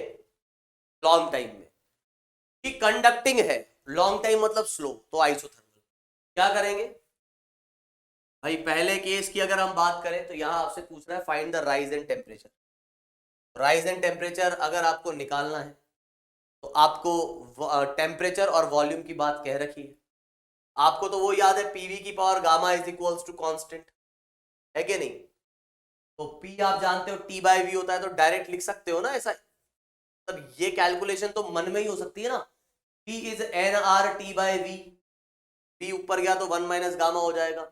मतलब कुछ खास नहीं करना है इसमें, आपको बस इतनी सी बात लिख देनी है कि ये टी इनिशियल और ये टी फाइनल और ये गामा माइनस। गामा अपने को दे रखा है 1 यार इसमें क्या मैंने ये, एक मिनट रुको, मैं चेक करनी पड़ेगी value, just a minute. Gamma थोड़ा अजीबोगरीब दिया है। हाँ भाई, तो एक्चुअली ये ना वो 2 की पावर 0.4 है, उसको दिया हुआ है इन्होंने 1.3। हाँ, तो हम क्या बोल रहे थे? इनिशियल टेम्परेचर अपने पास कितना है? वो है 320, ठीक है। और हमें फाइनल टेम्परेचर अगर पता लग जाए तो काम हो जाएगा। इनिशियल जो है, अब यार उसको है ना तुम उसी के टर्म्स में लिख लो, वी इनिशियल को मैं वी इनिशियल ही लिख देता हूं। और गामा जो है अपने को दिया हुआ है 1.4, 1.4 -1 ये आ जाएगा 0.4, और टी फाइनल, तो वी फाइनल जो है वो आ रहा है वी इनिशियल बाय 2, ये भी आ रहा है 0.4। तो टी फाइनल की जब आप बात करेंगे तो आपको सीधे सीधे ये भाई यहां से ये तो कटते हुए दिख रहा है, ये दिख रहा है 320 और 2 की पावर 0.4, और 2 की पावर 0.4 सवाल में दिया गया है इट इज ना 1.3। तो अब इसको सॉल्व कर लो भाई, तो 32 इंटू ये तो कितना आ जाएगा भाई? इधर से ये ना, तो भाई कितना आ जाएगा? 13 2 जा भाई 26, और ये 2, और अपने पास है 13 3 जा 13 39, और ये आ गया अपने पास कितना? 2, क्या आ जाएगा? 41, तो 416 केल्विन। तो आपका जो जवाब आ जाएगा वो आ जाएगा कितना? 416 केल्विन। क्लियर? ये आपका फाइनल टेम्परेचर आएगा। तो डेल्टा टी जो आप निकालेंगे, तो डेल्टा टी निकालने के लिए आप लिखें टी फाइनल माइनस टी, ये अपने को ये बताना था यार। तो डेल्टा टी निकालने के लिए अपने को क्या बताना था, T final minus T initial. T final minus T initial यहां लिख दो आप 416 माइनस टी इनिशियल कितना है 120। तो आपका आंसर यहां। और जब आइसोथर्मल है तो आइसोथर्मल वाले केस में तो आपको पता ही है डेल्टा टी क्या आ जाएगा। तो बस इसमें तो ज्यादा कुछ खास बात थी है ना यार। आज के है ना सेशन को यही 2 सवालों पे खत्म, लास्ट के 2 सवाल है। पहला क्या बोल रहा है इसमें, an ideal monoatomic gas is enclosed in a non-conducting cylinder having piston which can move freely. Suddenly gas is compressed to 1/8 of its initial volume. बोल रहा है कि गैस को हमने क्या कर दिया, कंप्रेस कर दिया 1/8 से। और क्या कह रहा है, नॉन कंडक्टिंग सिलेंडर है, having a piston which can move freely. Gas आपकी मोनोएटॉमिक है, F की वैल्यू हो गई 3, F की वैल्यू 3 हो गई, गैस आपकी मोनोएटॉमिक है इसलिए, और नॉन कंडक्टिंग है, बाकी कोई सोर्स अपने को दे नहीं रखा है तो इसको एडियाबैटिक ही मान के चलेंगे हम, एक्सटर्नल सोर्स यहाँ पे कुछ है नहीं।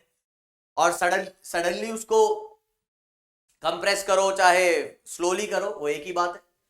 Find the final pressure and temperature if it's initial pressure and temperature are P0 and T0। तो आपको कह रहा है initial pressure and temperature are, initial pressure is what it is P0 and initial temperature is what it is T. Okay. Find the final pressure and temperature. अब इसमें कहीं कोई दिक्कत है ही नहीं, मैं एक निकाल के बताता हूँ। तो हम लिखेंगे P initial V initial और gamma equals to P final V final की P initial अपने पास कितना है वो है P0, P initial है अपने पास मान लो कुछ V0, और गामा जो आ जाएगा अपने पास वो कितना आ जाएगा 1 + 2/f, तो ये आ जाएगा 5/3। और P फाइनल हम कितना बोलेंगे, तो यहां से इस तरीके से कुछ, ये तो कट ही रहा है, P फाइनल अपना आ जा रहा है P0 और 8 की पावर 5/3। 8 का पहले तो क्यूब रूट निकाल लो जो 2 आ जाएगा, और फिर 2 की पावर 5, 2 की पावर 5 कितनी आ जाएगी अपने पास 32। ये आपका जो है फाइनल प्रेशर, ठीक है, ये फाइनल प्रेशर आ जाएगा। इसी तरीके से टेम्परेचर के रिलेशन के साथ आप टेम्परेचर निकाल सकते हैं। यहां पर ये सवाल हुआ सॉल्व। अब हम एक और सवाल करने जा रहे हैं, ठीक है, और ये लास्ट सवाल है आज का, ठीक। तो इस सवाल में आपको क्या दिया गया है कि cylindrical container having non conducting walls is partitioned into equal parts such that volume of each part is V0। एक सिलेंड्रिकल कंटेनर है, इसके 2 हिस्से कर रखे, इधर वॉल्यूम V0 इधर भी वॉल्यूम V0। अब मूवेबल नॉन कंडक्टिंग पिस्टन, तो ये जो वॉल है ये नॉन कंडक्टिंग है, ये पिस्टन हमने जोड़ा हुआ है यहां पर जो कि फ्रीली मूव कर सकता है। Gas on the left is slowly heated so that gas on the right is compressed up to a volume of V0/8। नॉट/8 है, नॉट लिखा हुआ है ना, तो कह रहा है कि इसको हमने इतना हीट किया फिलामेंट से, ये कंप्रेस होते होते V0/8 रह गया।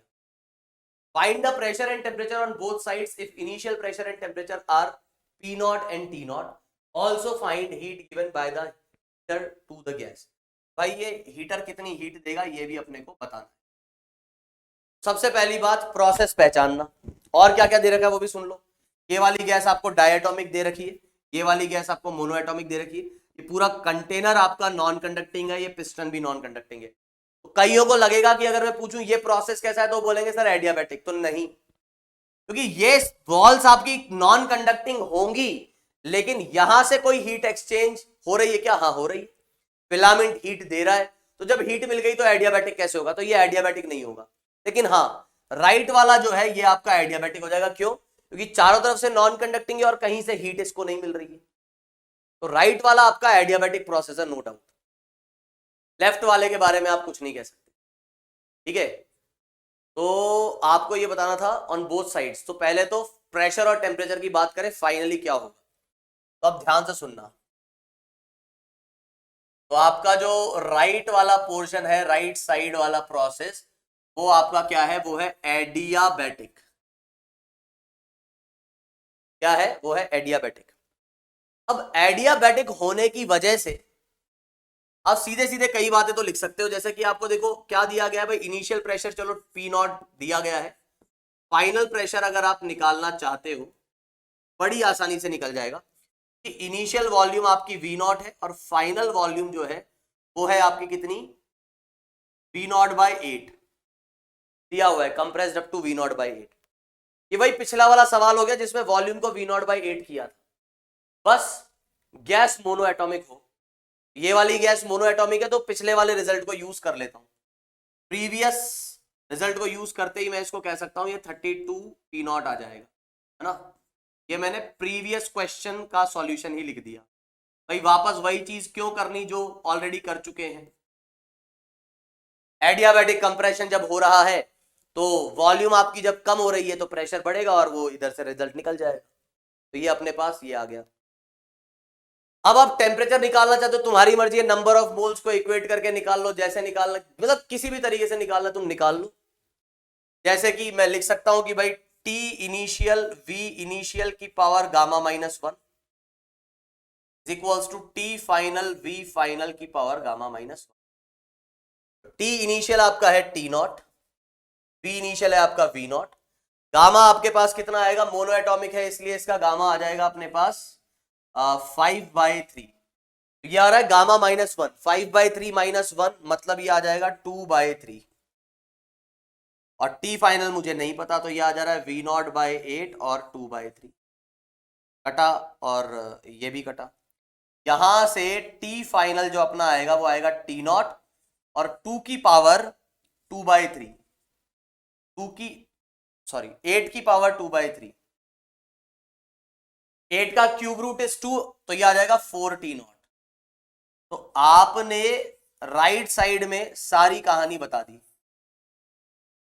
राइट साइड में ये प्रेशर है, ये वॉल्यूम है, ये टेम्परेचर है, क्योंकि वो प्रोसेस एडियाबैटिक था। अब इतनी बात भी हमें क्लियर है कि राइट साइड वाला प्रोसेस क्योंकि एडियाबैटिक है, ठीक है। तो लेफ्ट वाले प्रोसेस की जब हम बात कर रहे हैं तो लेफ्ट वाले का फाइनल वॉल्यूम कितना हो जाएगा भाई, तो V not plus 7 V not by 8। क्यों, क्योंकि इसका कितना था V, देखो टोटल वॉल्यूम था 2V नॉट, ठीक है, तो इसका भी V नॉट था, इसका भी V नॉट था, इसमें 7V नॉट बाई 8 की कमी आ गई तो ये कितना बड़ा होगा, 7V नॉट बाई 8 से बड़ा होगा, ये आ जाएगा अपने पास 15V नॉट बाई 8। ये V फाइनल आ गया, तो इसका V फाइनल तो निकाल लेंगे, कोई बड़ी बात नहीं। अब बात यह है कि यार इसका जो प्रेशर है उसके बारे में क्या कहा जाए, यहां पर बात देखो। अब ये इंपॉर्टेंट चीज है यार, यही सब चीजें तुम्हें काम में आएंगी। ये कह रहा है स्लोली इसको हीट किया, स्लोली हीट करने से क्या होगा, अगर हम इसको स्लोली हीट कर रहे हैं तो ये पिस्टन भी स्लोली मूव करेगा। So at every moment acceleration of piston is 0 और इसका मतलब यह हुआ कि जो प्रेशर इधर होगा वही प्रेशर इधर होगा, क्योंकि नेट फोर्स 0 होना चाहिए। तो यहां पर जो इसका प्रेशर होगा वही इसका प्रेशर होगा, तो हर मोमेंट पे प्रेशर भी सेम रहेगा। तो जो फाइनल प्रेशर इधर था वही फाइनल प्रेशर इधर होगा। तो यहां पे आप कह सकते हो कि फाइनल प्रेशर इज 32 पी। ये आप लिख लेना चाहे से, क्या है तरीका ऐसे पता लगा मुझे, क्योंकि उसको स्लोली हीट कर रहे थे तो ये पिस्टन भी स्लो मूव करेगा, और पिस्टन अगर स्लो मूव करेगा तो दोनों तरफ से नेट फोर्स 0 होना चाहिए। वो तभी हो सकता है जब दोनों तरफ के प्रेशर सेम हो। तो जैसे जैसे इसका प्रेशर बढ़ेगा इसका भी उसी हिसाब से इसका भी प्रेशर वैसे ही बढ़ता जाएगा। तो 32 पी नॉट, अब कुछ बचा ही नहीं। P final, V final, T final निकालना है तो टी फाइनल आप क्या कर दोगे, नंबर ऑफ मोल्स इक्वेट कर दो। कुछ नहीं नजर आ रहा है तो नंबर ऑफ मोल्स इक्वेट करना कई बार काम में आ जाता है, तो हम लिख सकते हैं P initial V initial by T initial is equals to P final V final by T final. क्या आ जा रहा है अपने पास, पी नॉट वी नॉट और टी नॉट, और ये है अपने पास 32 P nought 15 V nought by 8 और टी फाइनल। तो 8 4 और ये कटा ये कटा, तो टी फाइनल अपने पास आ गया कितना, 60 टी नॉट। तो ये आ जाएगा अपने पास 60 टी नॉट। सही है। अब आपसे क्या पूछा है, फाइनल टेम्परेचर सब कुछ निकाल लिया, आपसे पूछा also find the heat given by the heater to the gas. हाँ, अब हीट कैसे निकालेंगे, ये बड़ी अच्छी बात। अब हीट निकालने के लिए लेफ्ट साइड वाले कंटेनर में तो यार उसके लिए तुमको डेल्टा यू पता होना चाहिए, डेल्टा डब्ल्यू पता होना चाहिए, वर्क डन पता होना चाहिए।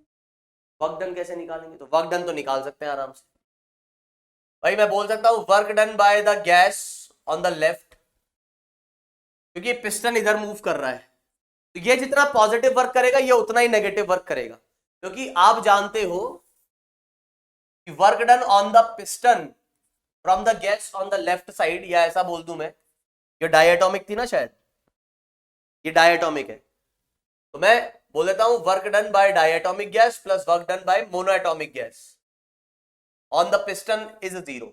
क्यों, वर्क एनर्जी थ्योरम। पिस्टन जो है वो मतलब स्लोली मूव कर रहा है, पिस्टन अगर स्लोली मूव कर रहा है तो उसकी काइनेटिक एनर्जी में कोई चेंज नहीं आएगा, और काइनेटिक एनर्जी में चेंज नहीं आएगा तो नेट वर्क डन 0 होगा। मोनोएटॉमिक कितना वर्क कर रही होगी भाई, वो अपने पास आ जाएगा N R delta T 1 minus gamma, याद हो तो फॉर्मूला एडियाबैटिक के लिए, कि मोनोएटॉमिक वाली साइड में तो एडियाबैटिक है प्रोसेस। तो work done by diatomic gas is what, it is N R delta T. Delta T कितना है, 4 टी नॉट आ रहा था ना, इसका यहां पे टी नॉट से 4 टी नॉट हो गया, तो 3 टी नॉट। टेम्परेचर में चेंज आया 3 टी नॉट और 1 माइनस गामा, तो गामा है अपने पास 5/3, ये आ जाएगा अपना कितना,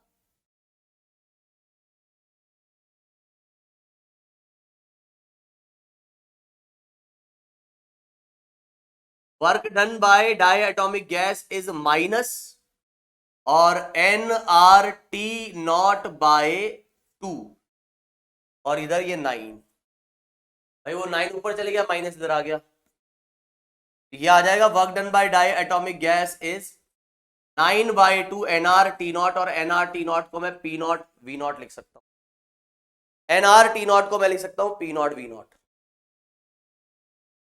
ये तो अपना वर्क आ गया, और डेल्टा यू कैसे निकालेंगे, डेल्टा यू आ जाएगा अपने पास एन F/2, तो ये डायटोमिक गैस है, डायटोमिक गैस है तो डिग्री ऑफ फ्रीडम इसका लिखेंगे 5/2, और डेल्टा टी आ जाएगा इसका 59 टी नॉट। टेम्परेचर डिफरेंस, यार टेम्परेचर डिफरेंस मैंने सही तो निकाला है ना यार, कहीं कुछ गड़बड़ थोड़ी ना कर दी है, पर देख लेते हैं।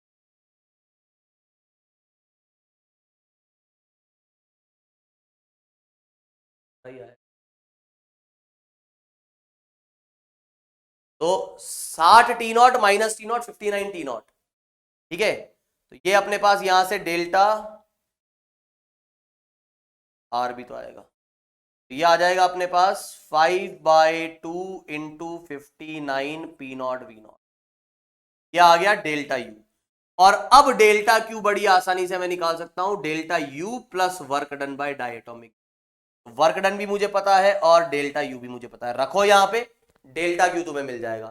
तो बड़ी आसानी से यहां पर, अब ध्यान से सुनना, इस वाले सवाल में ये प्रोसेस कौन सा है मुझे नहीं पता, मुझे नहीं पता कौन सा प्रोसेस है ये, इसमें ना ये एडियाबैटिक है, ना ये आइसोथर्मल है, ना ये आइसोकोरिक है, ना ये आइसोबैरिक है।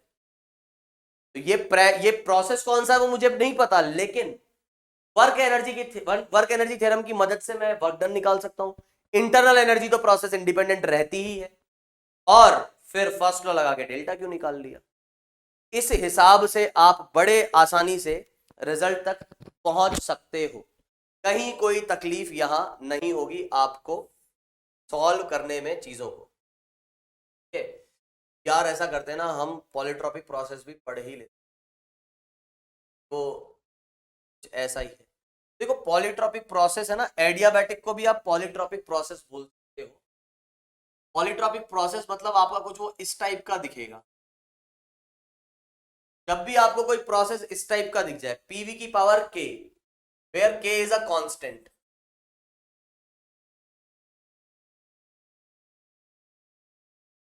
है ना, तो आप जानते हो के की वैल्यू 1 हो गई तो वो आइसोथर्मल हो जाएगा। इसलिए यहां पर बस मैं कह रहा हूं कि के इज नॉट इक्वल्स टू 1, के की वैल्यू 1 नहीं होनी चाहिए, अदरवाइज वो आइसोथर्मल हो जाएगा। बाकी एडियाबैटिक भी हुआ तो भी चलेगा, कोई दिक्कत नहीं है मुझे। एडियाबैटिक को भी आप एक तरीका पॉलीट्रॉपिक प्रोसेस बोल सकते हो, है ना। तो अगर यहां पर गामा की जगह कुछ और आ जाता है, कोई भी कांस्टेंट हो सकता है, पॉजिटिव नेगेटिव कुछ भी, आप जानते हो यहां कि यार सबसे पहली बात तो वर्क डन आप लिखने में बिल्कुल हेजिटेट मत करो, सीधे सीधे लिख सकते हो N R delta T upon 1 minus gamma, बस गामा की जगह के आ जाएगा, इसी बात है। डेल्टा यू तो भाई अपना हमेशा ही हम जानते हैं कि ये इस तरीके से लिखा ही जाएगा, n F by 2 R delta T या n C we delta T. और डेल्टा क्यू जब आप लिखने बैठोगे तो डेल्टा क्यू आप क्या कहेंगे, डेल्टा क्यू आप कहेंगे भाई डेल्टा यू प्लस डब्ल्यू। ठीक है, तो पॉलीट्रॉपिक प्रोसेस में अगर आप निकालना चाहते हैं मोलर स्पेसिफिक हीट, तो कई लोग ये फॉर्मूला याद भी रख लेते। तो डेल्टा यू की जगह मैं लिखूंगा N F by 2 R delta T, और वर्क डन बाय गैस जो है वो है अपने पास N R delta T upon 1 minus K. तो यहां पर एन आर, ओहो, एन से एन कट गया, डेल्टा टी से डेल्टा टी कट गया, तीनों में कॉमन आ रहा है। तो हमारे पास जो रिजल्ट आ रहा है वो क्या आ रहा है, that molar specific heat is F by 2 R plus R upon 1 minus. आप क्या कर सकते हो, आप जो है सी की वैल्यू इस तरीके से याद रख सकते हो किसी भी पॉलीट्रॉपिक प्रोसेस की। ठीक है, जैसे एक सवाल अगर मैं तुमसे कहूं, मान लो तुमको कुछ ऐसा कुछ कह रखा है, ये एक प्रोसेस है जिसमें चीजें कुछ ऐसे वैरी कर रही हैं, p की पावर 9 v की power 5 is equals to constant. एक प्रोसेस दे रखा है, अब तुमसे क्या कह रहा है, find molar specific heat for this process. कुछ नहीं, क्या करना है, और मान लो गैस तुम्हें दे रखी है मोनो एटॉमिक गैस। कुछ नहीं करना तुम्हें, सबसे पहले तो इसको उस फॉर्म में कन्वर्ट कर दो। ये कुछ ऐसा लिखा हुआ है तो इसको हमने कन्वर्ट कर दिया p की पावर 1 और v की पावर समथिंग। अगर टेम्परेचर वॉल्यूम में दे रखा है रिलेशन, तो प्रेशर वॉल्यूम में कन्वर्ट करके हमेशा इस फॉर्म में ले आओ। जैसे इस फॉर्म में लाओगे, अब तुम्हें पता है करना क्या है। अब तुम जानते हो कि जो मोलर स्पेसिफिक हीट है वो है F by 2 R plus R upon 1 minus K, बस ये लिख। अब ये एफ बाई 2 आ रहा है आपके पास 3/2 क्योंकि मोनो एटॉमिक है, और ऐसे ही आ जा रहा है 9/4। ठीक है, और यहां से अगर मैं देखूंगा तो 9 और 6 15, तो क्या आ जाएगा 15r/। सीधे आप क्या कर सकते हो, सी की वैल्यू रट के, ये वैल्यू वैसे रटने की कोई दिक्कत नहीं होता, सी प्लस वो क्या लिखा हुआ है, delta Q is equals to delta U plus W. वो डेल्टा टी और एनी तो कटेगा, तो आपको सीधे दिमाग में ये रिजल्ट याद हो जाएगा अगर समझ पा रहे हो। सी की वैल्यू आपको मिल जाएगी यहां से 15r/4। सीधे सीधे आपको वर्क डन निकालना है, वर्क डन सीधे निकाल लो यार इस प्रोसेस का। अगर मान लो तुमसे पूछे कि यार टेम्परेचर में चेंज मैंने डेल्टा की टी किया, बताओ वर्क डन कितना होगा, तो कुछ नहीं, लिख दो सीधे सीधे N R delta T upon 1 minus K की वैल्यू वो डाल दो उधर से। पॉलीट्रॉपिक प्रोसेस में कुछ नया नहीं करना है, बस इस फॉर्म में कन्वर्ट कर लो और बाकी सारी कहानी एज इट इज। सर ये आपने लिख कैसे दिया यार, एडियाबैटिक में भी तो ऐसा ही रिलेशन था, पीवी की पावर गामा, गामा की जगह बस के आ गया। तो एडियाबैटिक में जो वर्क डन का फॉर्मूला था वही मैंने यहाँ पे टिका दिया, बस बात है। ठीक है, चलो तो 2 सवाल और करते हैं फिर आज के सेशन। तो नया टॉपिक है साइक्लिक। मैं सेशन को आज 2.5 घंटे का करना नहीं चाहता यार, उससे काफी दिक्कत, बेटर है यही 2 सवाल कर लेंगे। साइक्लिक प्रोसेस हम कल कवर कर लेंगे और दो लेसन, मतलब अभी 2 लेक्चर्स और लगेंगे थर्मोडायनेमिक्स खत्म होने में। तो यहाँ पर अपने को कह रहा है gas undergoes a process in which its pressure and volume are related as P की power n is equals to constant. इसको आप अगर पॉलीट्रॉपिक फॉर्म में लिखना चाहो तो आप लिख सकते हो ऐसे। आई क्या बात समझ में? अब सुनना बात। The bulk modulus of the gas in the process. अच्छा, बल्क मॉडुलस क्या होता है? बल्क मॉडुलस होता है माइनस का dp by D by V, या दूसरे शब्दों में आप बोल दो माइनस का dp बाय डी और ये v अलग से। अब आप ये जानते हो कि जब आपके पास एडियाबैटिक प्रोसेस था, इस केस में dp बाय dv आपका माइनस का गामा p बाय v आ गया था। तो यहां पे गामा की जगह क्या आ गया? 1 बाय n। यहां से मैं dp बाय dv लिख सकता हूं क्या? डायरेक्टली लिख दो, या तो डिफरेंशिएट कर लो या डायरेक्टली लिख दो, तो ये आ जाएगा p बाय v। बस गामा की जगह जो है अपना 1 बाय n है ना। हालांकि आपको समझना है कि यार वो 1 जो है अपना n की वैल्यू 1 नहीं होगी यहाँ पे, है ना। अब जैसे ही आप देखते हो या n की वैल्यू 1 भी हो जाएगी तो क्या दिक्कत है इधर। तो एडियाबैटिक में आपके पास ये रिलेशन आता था, तो इस प्रोसेस में आपके पास ये रिलेशन आ जाएगा। बस गामा की जगह मैं 1 बाय n डाल दूंगा। अब मैं dp बाय dv जगह रखने वाला हूं p बाय nv और इधर v, तो v कट जाएगा और बीटा की जो वैल्यू आएगी वो मेरे पास आएगी कितनी? p by n। ये ऑप्शन आ जाएगा। सिंपल सा रिजल्ट नहीं करा बस। यहां हमने, आप अगर लिखना चाहो तो पॉलीट्रॉपिक प्रोसेस में ये भी लिख कि एडियाबैटिक के हिसाब से आप ऐसा भी बोल सकते।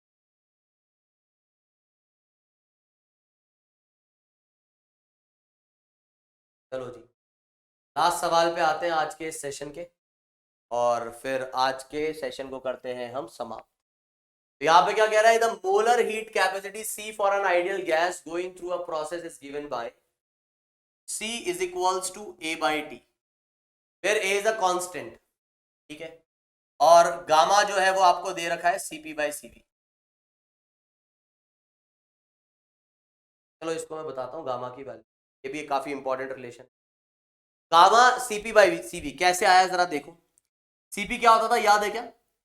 तो Cp होता था Cv प्लस R, है ना, और Cv क्या होता है? Cv होता है F बाई 2।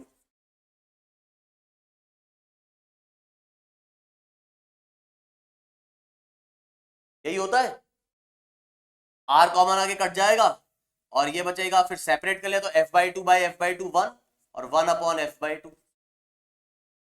देखो दिख रही है तुम्हें गामा की value 1 by 2, 1 plus 2 by F। Gamma का एक रिजल्ट और याद रख लेना, gamma is equal to Cp by Cv। चाहे ये बोलो या ये बोलो, it is one and the same. आपसे क्या कह रहा है? The work done by 1 mole of the gas during heating from T0 to NT0। सबसे पहली बात, अब ये एक अलग ही टाइप का प्रोसेस हो गया भाई। यहां पे आपका C जो है वो टेम्परेचर के साथ वेरी कर रहा है। C टेम्परेचर के साथ वेरी कर रहा है, तो अब हम कोई ये एडियाबैटिक और ये सारी चीजें नहीं बोलेंगे यहाँ पे। हम यहाँ पर क्या करेंगे? इसको सॉल्व करेंगे। तो आपसे पूछ रहा है वर्क डन निकालना है, तो यार वर्क निकालने के लिए तो आपको प्रेशर की जानकारी होनी चाहिए। चलो कोई बात नहीं, हम तो सबसे पहले डेल्टा क्यू निकालते हैं, क्योंकि फर्स्ट लॉ से हम काम बना सकते हैं। मैंने डेल्टा क्यू को क्या कहा? डेल्टा क्यू को मैं कह दूंगा इंटीग्रेशन ऑफ डी क्यू। अब यहां पर क्योंकि मोलर स्पेसिफिक हीट आपकी वेरिएबल क्वांटिटी है, तो आप एनसी डेल्टा टी फॉर्मूला नहीं लगाएंगे, आप लगाएंगे NC D T, T initial से टी फाइनल तक। इस तरीके से आपका जो है डेल्टा क्यू आपको देगा। यहां से ये एन और ए तो बाहर आ जाएगा क्योंकि सी की वैल्यू डाली मैंने ए बाई टी, और इधर जो है ये आ जाएगा 1/t और dt, टी नॉट से ईटा टी नॉट, तो एन ए और ये आ जाएगा ln t, लिमिट आ जाएगी टी नॉट से ईटा टी नॉट। तो डेल्टा क्यू जो मिलेगा मुझे, इंटीग्रेट करके क्यों निकाल रहा हूं दोबारा सुन लो, क्योंकि सी आपका वेरिएबल है।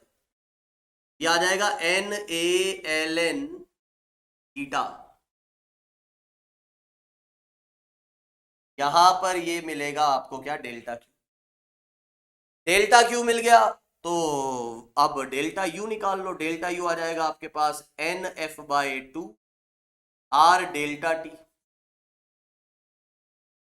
तुम बोलोगे सर ये कैसे निकाले हम f बाई टू, तो भाई f बाई टू की वैल्यू आप यहां से निकाल सकते हो। 2 by F is gamma minus 1, 2 by F is what, it is gamma minus 1, तो f बाई टू कितना हो जाएगा, f बाई टू हो जाएगा अपने पास 1/1 माइनस गामा, क्या भूल गया, 1 गामा माइनस 1। 2 बाई एफ की वैल्यू है gamma minus 1, f by two की वैल्यू हो गई 1 गामा माइनस 1, और ये r और ये ईटा माइनस 1 नॉट, ये आ गया डेल्टा यू। अब मैं फर्स्ट लॉ को यूज करके, मैंने कहा ना एनएलएम बोल रहा हूं, थर्मोडायनेमिक्स में फर्स्ट लॉ काफी इंपॉर्टेंट है, delta Q is equal to delta U plus work done by. अब भाड़ में जाए प्रोसेस कौन सा है भाई, मेरे पास तो ये कहानी है, बस आप लिखो एन ए एल एन का माइनस का N R eta minus 1 T naught upon gamma minus 1। इस तरीके से आप क्या कर सकते हैं, वर्क डन बाय गैस निकाल सकते हैं। आपका ये फाइनल आंसर, ये फाइनल आंसर जो है आपका,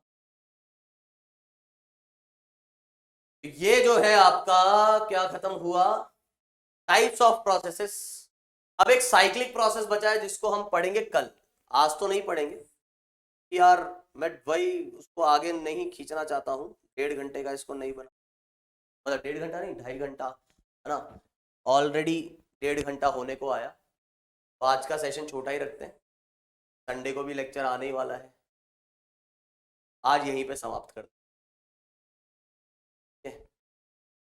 तो अभी अगले सेशन में हम बात करेंगे फ्री एक्सपेंशन, साइक्लिक प्रोसेस, और इन दोनों को कंप्लीट करने के साथ साथ फिर उसके बाद मतलब 2 लेक्चर में और, मतलब 2 लेक्चर और लगेंगे और इसको फाइनली हम खत्म कर देंगे, ठीक है। तो आज के लिए बस इतना ही, that's it for today's session. थोड़ी सी आज मेरी एनर्जी वैसे भी डाउन है ना, लग भी गई होगी तुम्हें, वैसे तो तुम बोल रहे होंगे सर हमेशा डाउन ही लगती है ना, खैर आज सच में थोड़ी सी डाउन लग रही है, आंखें पता नहीं कैसे दर्द कर रही है मेरी आज, ठीक है। तो बस आज के लिए इतना ही, that's it for today's session. मिलते हैं इन द नेक्स्ट क्लास, तब तक के लिए बाय, टेक केयर और भाई जय हिंद, ठीक है साहब।